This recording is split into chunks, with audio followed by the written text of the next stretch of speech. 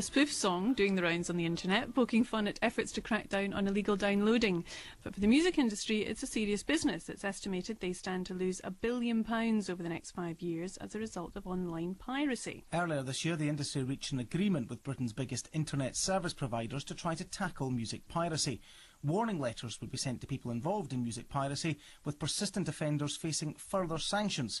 There are signs this morning that it could be having an impact. The 2008 Digital Music Survey suggests that internet piracy has fallen by 10% in the last year, and it claims that dodgy downloaders are increasingly worried that their internet providers could cut them off. Well, I'm joined on the line now by Russell Hart from Entertainment Media Research, who carried out the research. Russell, do you think then that people are getting increasingly paranoid that they're being watched? Good morning. Well, there's some very interesting findings here, which is that 60-odd% of illegal downloaders do believe that they're currently being monitored by their ISPs, which in fact isn't the case. They're quite mistaken in that, so I'm led to believe. But as a result, almost three-quarters of them say that they would cease downloading illegally if they were contacted formally by their ISP. So has nothing come from this big meetings that happened earlier on this year from all these providers when they were prevailed upon by the music companies to do something about this? Are they not actually doing anything, but we just think they might be? Well, I believe that the BPI is actively in discussions with the ISPs about a common strategy going forwards. But the trial campaign that was run, in particular by Virgin Media, in the early summer of this year, when they sent out a few hundred educational letters, as they described them. I.e. don't do it. Notifying people that it was a poor thing to do, and there were consequences.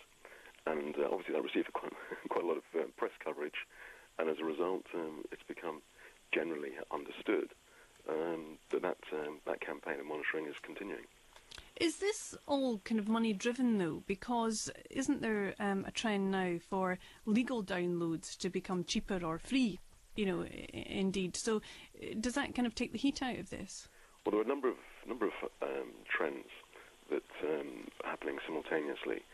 First of all, for the first time, we've recorded that the population of legal downloaders is now in the majority. So you correctly pointed out that illegal downloading as an incidence is down from 43% to 39%, but now we've got 51% of the online population legally downloading, and that's partly driven by availability. The number one reason stated particularly by the older age groups as to why they download unauthorized content is simply because it's not available legally. That's obviously bogus to an extent, but it is a factor.